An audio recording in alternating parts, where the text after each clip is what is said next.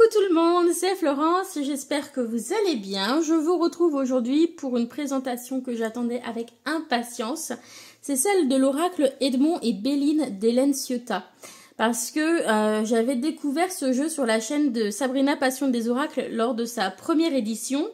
Et j'avais eu un petit coup de cœur parce que je voulais m'intéresser au Béline, mais j'avais du mal avec les illustrations du Béline classique.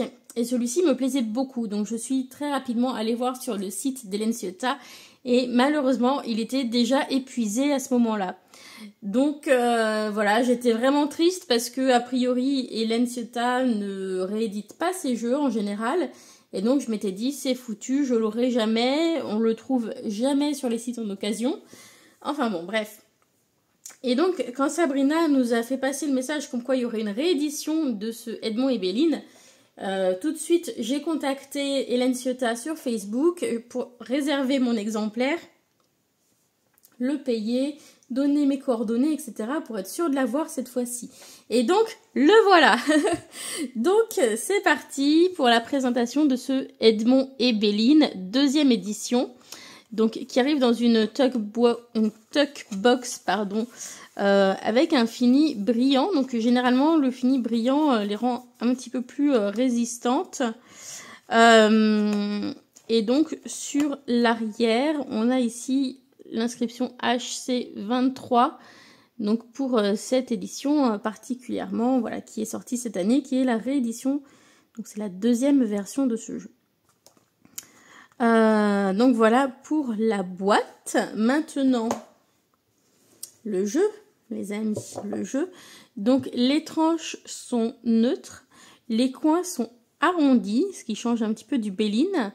Donc c'est vrai que c'est un petit peu plus agréable de ne pas avoir les bords pointus, bien que ça ne m'est pas non plus ultra dérangé, soyons honnêtes.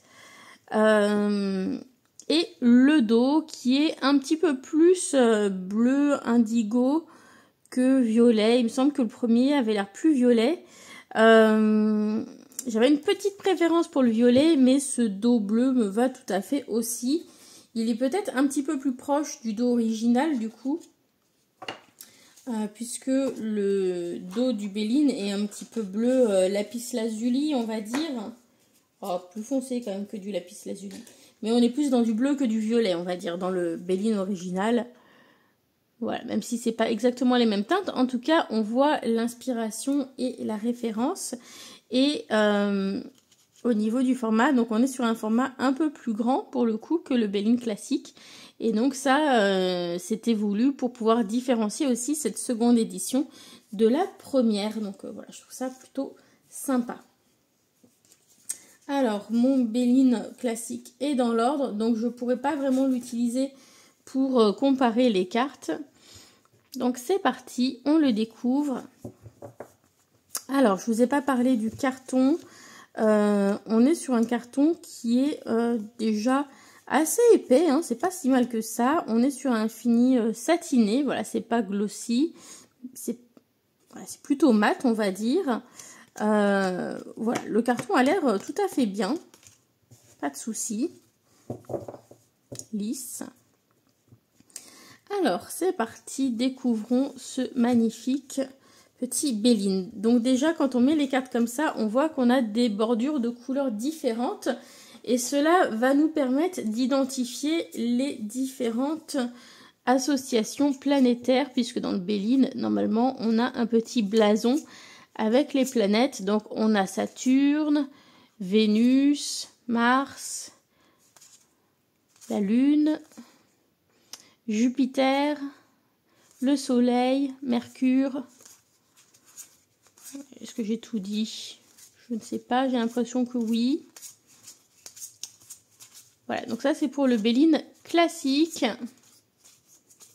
Voilà, je vais le garder à portée de main quand même. Donc ici, c'est parti, on commence tout de suite. Et donc les cartes qui sont identifiées par aucune planète dans le Béline classique vont avoir une bordure dans les tons un petit peu indigo-violet. Voilà, donc on va retrouver la fameuse carte bleue. Donc avec un bleu un petit peu différent de celui du classique Béline où on a quelque chose de plus turquoise. Hop, j'essaie de la sortir. Et on a ici un symbole avec une sorte de fougère. Donc voilà, c'est un petit peu différent, mais ça reste la carte bleue. Je continue avec la clé. Donc une forme de clé un petit peu différente de celle du Béline. J'aime bien aussi cette clé. On retrouve le titre, la destinée et le numéro de la carte. J'ai trouvé ça pas mal que le Béline soit numéroté. Alors l'original est numéroté aussi et du coup ça permet de remettre plus facilement le jeu dans l'ordre si on le souhaite. Et donc je trouve que c'est pas mal dans les oracles lorsque les cartes sont numérotées, lorsqu'on veut les remettre en ordre. C'est quand même plus pratique. Donc voilà. Hop. Ensuite, on a l'étoile de l'homme, donc beaucoup plus agréable à regarder hein, que dans le Béline classique. On distingue mieux les traits du personnage. Alors, les couleurs de la coiffe ne sont pas forcément reprises, ni celles au niveau de l'étoile. On perd aussi l'inscription Edmond, mais par contre, on a bien l'étoile à 6 branches. Voilà. L'étoile de la femme.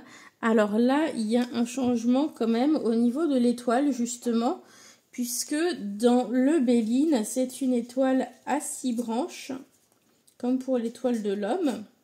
Là, je vous ressors l'étoile de l'homme hein, pour comparer. C'est une étoile à 6 branches, si on les compte, mais qui est dessinée un peu différemment, parce que les traits passent différemment. Vous voyez, mais c'est aussi 1, 2, 3, 4, 5, 6. Là, on part sur une étoile à 5 branches. Donc, on va dire c'est une des différences principales. Et puis, ici, elle était entourée d'un symbole. Je suis en train de me demander ce qui s'est passé sur ma carte. Il faudrait que je regarde. Est-ce que normalement, il y a ce trait rouge là, sur le Béline? Ça m'étonne, je ne l'avais pas vu.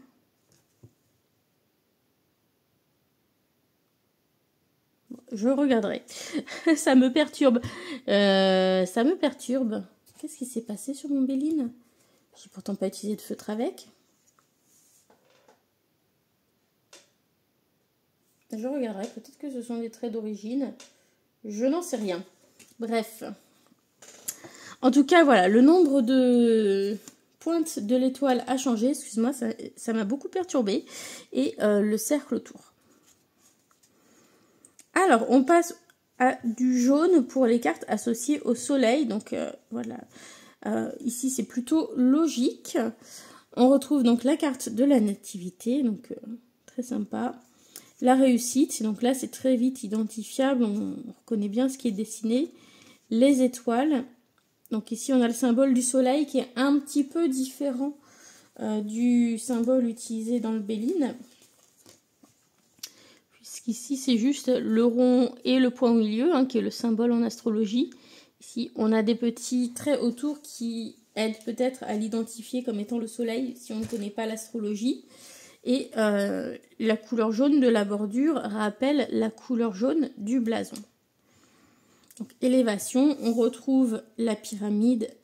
On a plus des marches qu'une échelle, mais en tout cas, voilà, on retrouve l'essentiel. Les honneurs. Pensée amitié avec le chien. Alors, ce qui me manque un petit peu par rapport au Béline classique, c'est de ne pas avoir la fleur de la pensée. Parce que pour le coup, la fleur de la pensée, c'est vraiment... dans le langage des fleurs, le fait de penser à quelqu'un. Donc, ça aurait pu être sympa que la fleur soit une pensée, comme dans le Béline classique, pour rester un petit peu plus proche. Mais pas de souci, c'est une carte plutôt sympa. Voilà. J'avais pas retrouvé la carte originale, j'ai pas préparé avant. La santé, la campagne, voilà, très joli, reposant. Les présents, donc ça change un petit peu, c'est un peu modernisé, mais globalement ça reste assez fidèle. Le chat, alors qui a l'air plus calme que le chat de la carte originelle de la trahison. Celui-ci ne sort pas les griffes. Et il n'a pas des yeux rouges de chat diabolique. Voilà, je vous mets l'autre en comparaison. On n'a pas non plus l'impression qu'il a le poil hérissé sur le dos. Ici, la manière dont les traits sont faits, on a l'impression qu'il a le poil hérissé. Là, ce n'est pas le cas. Il a l'air un peu moins dangereux comme chat. Mais on a cette rose ici qui a perdu un pétale. Alors peut-être que c'est lui qui l'a attaqué. Voilà, on a des petits changements. La lune aussi, on peut voir, n'est pas dans le même sens. Et donc, pour les cartes lunaires, on va avoir cette couleur un petit peu gris, froid. Voilà. Le départ. L'inconstance. Alors là, je préfère nettement la manière dont c'est dessiné ici. C'est très sympa. Découverte. L'eau. Alors le bateau va dans l'autre sens, dans le Béline normal, puisqu'on a l'idée qu'il y a de l'incertitude aussi, il y a un voyage qu'entrepris, on ne sait pas trop vers quoi on va. Donc généralement le fait de l'incertitude par rapport au futur, etc. Le futur c'est toujours vers la droite en convention artistique. Donc voilà, là c'est un petit changement. Ça ne change pas grand chose dans l'interprétation. Les pénates. Elle fait un peu moins solitaire cette tour que celle des pénates. La maladie, alors ici on a plus une sorte de lézard. Moi j'ai l'impression que c'est un crapaud. Mais pourquoi pas. Elle fait assez peur, hein, celle-ci je trouve. La carte du changement. Alors on est dans les cartes liées à Mercure. Et là on a un changement complet du symbole planétaire. Je vais essayer de vous trouver une carte de Mercure pour pouvoir comparer. Donc, vous voyez, normalement, ça ressemble à ça. Et donc, ici, ça a été changé avec un œil. Donc, il n'y a pas de petit livret d'accompagnement qui explique tout ça. Et donc, il n'y a pas non plus de carte avec les correspondances planètes, avec le nom des planètes. Donc, ça sous-entend que c'est un Béline que vous utiliserez soit avec un livre sur le Béline, soit si vous connaissez déjà un petit peu, parce que sinon, vous n'allez pas forcément retrouver la même manière de représenter les planètes. Au niveau des couleurs, on a quelque chose qui mélange un peu le orangé et le vert, un peu comme dans ce blason quand même de Mercure.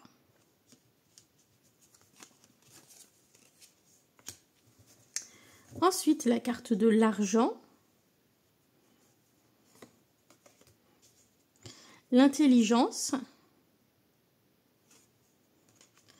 Vol, perte, pardon, je n'arrive plus à parler. Les entreprises. Trafic. Alors ici, sur trafic, on a perdu les ailes qui sont caractéristiques du dieu Mercure. Voilà. Mais il y a l'essentiel. D'ailleurs, si vous avez l'occasion d'aller à Clermont-Ferrand un jour, allez monter le Puy de Dôme, prenez le petit train du Puy de Dôme par exemple, et tout en haut, il y a le temple de Mercure, et il est en train d'être reconstitué, d'être rebâti. C'est vachement sympa, allez voir, et j'ai vu des photos là du temple de Mercure avec la neige, l'hiver et tout, c'est magnifique. Nouvelle, les plaisirs, alors, je la trouve très jolie celle-ci. La paix, alors ça a changé un petit peu ici aussi. On est passé dans les cartes vénusiennes d'ailleurs, sous la planète Vénus. Et donc au lieu d'être en vert, elles sont en rose. Après c'est vrai que Vénus on l'associe à l'amour, donc voilà, c'est assez facile cette association avec le rose. Un rose un petit peu mauve, c'est pas tout à fait un vrai rose non plus. Hop, ensuite, union, famille, amour, la table. Là aussi, ça change un petit peu au niveau des coloris, on va dire, qui sont utilisés. Et puis, voilà, un petit peu plus de choses sur la table. Passion, méchanceté. Donc là, on identifie clairement que c'est une lanterne. C'est vrai que c'est pas forcément identifiable au premier coup d'œil sur le Béline classique. Voilà, c'est pas forcément un objet qu'on reconnaît trop. Alors, il me semble que il y a des petites différences quand même. Voilà. La différence ici, c'est le sens du symbole de la planète Mars. Par contre, on retrouve bien le code couleur rouge pour les cartes sous influence martienne. Donc, méchanceté. Procès. Alors ici, ce qui m'a frappé maintenant que j'ai commencé à travailler avec le Béline, c'est que les épées sont pointées vers le bas, alors que dans la carte procès, elles sont vers le haut. Hein. Je vais essayer de la retrouver très rapidement. Et en fait, pour moi, la carte procès, elle a aussi un petit côté des épées du tarot. Parce qu'il y a la notion de devoir trancher, prendre des responsabilités, décider quelque chose. Voilà, et du coup, ça me rappelle la position du personnage du 2 d'épée. Là, ça me le rappelle un petit peu moins, mais ça, c'est par rapport à une association plus personnelle. Despotisme. Alors, il a l'air encore plus dépité que sur la carte originale. Elle a l'air encore plus dure. Ennemi. Pour parler. Le feu. L'accident. Hein, qui nous rappelle l'énergie de la carte de la tour dans le tarot. L'appui. Alors l'appui, il n'est pas sur une planète d'habitude. Sur le Béline, il a les deux serres posées sur une planète. Par contre, on a l'appui, on a l'idée d'une personne de pouvoir avec l'aigle qui est assez majestueux et la couronne. C'est vrai que du coup, on a des petits changements quand même, hein, des choses qui changent un petit peu. Alors, on a changé de planète et il me semble, si je ne dis pas de bêtises, que c'est Jupiter. Donc là, au niveau du code couleur... Bon, je prends juste une autre carte jupitérienne, mais c'est pas le même code couleur que sur le blason classique. Donc ça demande un petit peu d'adaptation et de connaître quand même un petit peu les cartes du Béline pour identifier rapidement les planètes, comme je vous disais un peu plus tôt dans la vidéo. Héritage, sagesse, renommée, hasard, bonheur. Alors, là, on passe dans les cartes les plus difficiles du jeu. C'est les cartes saturniennes, qui sont régies par Saturne. Alors, pour me rappeler que c'est Saturne, je pense au petit canard saturnin. Alors, c'est pas trop de mon époque, Saturnin, c'est plus l'époque de mon papa. Mais un peu, mes parents étant peut-être un peu nostalgiques de ce dessin animé, c'était plutôt un film, me l'avait acheté en cassette quand j'étais petite. Et donc, voilà, je pense au pauvre petit canard Saturne, voilà, malchance, etc. Bref, infortune, stérilité, la fatalité, la grâce, la ruine, qui a un côté un petit peu maison Dieu du tarot, je trouve, avec les personnages qui tombent. Ça rappelle un peu le Marseille. Elle a une énergie très proche de la tour. Hein.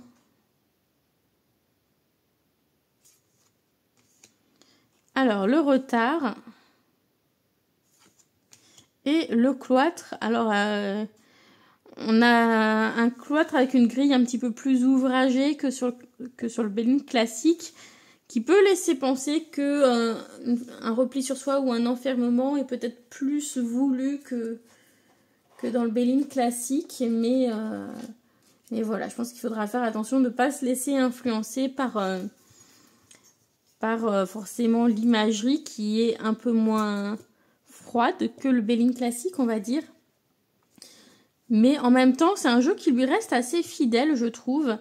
J'avais hésité à acheter celui de Jean-Patrick de Coninck. Et en fait, les illustrations sont tellement vives et colorées que j'ai l'impression que c'est un jeu avec une énergie complètement différente. Et que on peut rapidement en oublier l'importance de l'influence des planètes. Celui-ci, malgré qu'il soit plus joliment dessiné que le Béline classique, il garde quand même quelque chose d'un petit peu inquiétant sur certaines cartes, etc. Et donc je le trouve plus proche en énergie que, a priori, que celui de Jean-Patrick de Coninck. Donc je vous propose qu'on fasse un petit mélange pour voir comment les cartes se mélangent. Et puis qu'on lui fasse un petit tirage d'interview. Alors c'est parti. On bat les cartes. Donc déjà, elles se battent plutôt bien a priori.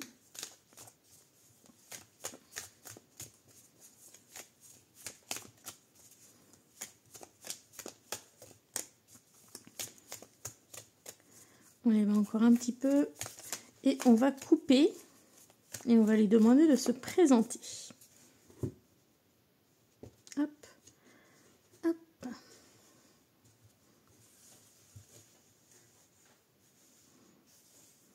Alors, quelle carte te représente?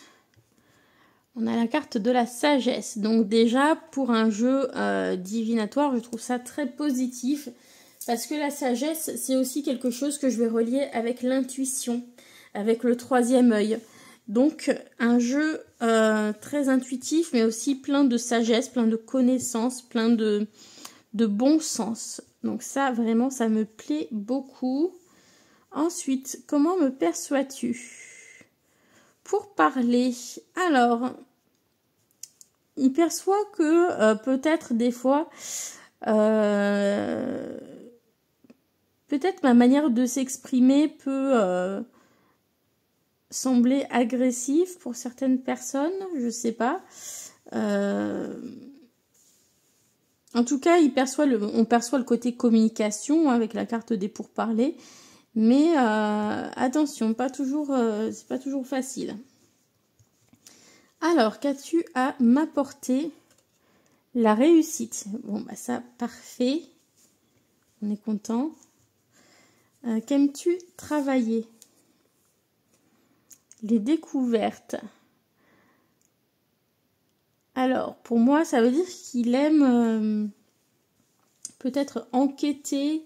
Il aime aussi faire émerger des choses qui étaient inconnues, révéler des choses qui étaient peut-être un petit peu cachées. Donc ça, c'est plutôt intéressant. Ensuite, quelle sera la nature de notre relation? La table. Donc, du coup, j'y vois une relation plutôt plaisante. Une relation assez conviviale aussi par rapport à ce jeu. Et puis, un conseil maintenant tout de suite. L'entreprise. Alors, se mettre au travail, s'organiser. Alors, ça peut être par rapport à ce jeu, hein, le besoin de le travailler pour bien le maîtriser parfaitement, mais peut-être aussi qui me parle concrètement de me mettre au travail par rapport à mon vrai travail, parce qu'effectivement, j'ai des choses à faire avant la fin des vacances. On verra. Allez, en tout cas, j'espère que cette présentation vous a plu. Si vous souhaitez retrouver le Béline d'Hélène Ciotat, je ne crois pas qu'elle ait d'Instagram, je suis pas sûre qu'elle ait un site internet. En tout cas, vous pouvez la contacter via sa page Facebook. Donc c'est Hélène H. Ciotat peintre. Voilà. Et donc moi c'est comme ça que je l'ai contactée pour commander son jeu. Elle vient de sortir aussi un petit Lenormand qui est pas mal, mais voilà, c'était vraiment ce jeu-là, moi, qui m'intéressait. C'était vraiment le Béline, que je suis contente d'avoir pour le coup. Voilà. J'en profite aussi pour faire un petit peu de pub pour Harmonie Minérale, mes bracelets, etc. Donc, la boutique existe toujours. En revanche, le lien www.harmonie.minéral.fr ou .com, je ne sais plus, disparaît à la fin du mois de février et il n'y aura plus que l'URL Etsy. Donc, je vous mets l'URL en barre d'infos, c'est etsy.fr/shop/harmonie minérale. Donc, je vous mettrai en barre d'infos. Et voilà, donc toujours sur notre site, vous avez des bracelets en 10 ou en 12. Il y a quelques petits bracelets en 8 occasionnellement. Et qu'est-ce que je voulais vous dire? Oui, je vous donne un petit code promo. Donc, c'est le code promo Miss Florence, hein, tout attaché, Miss Florence. Ça vous donne une petite réduction sur votre panier puisque vous êtes mes abonnés chéris. Voilà. Bisous à tous. Bye!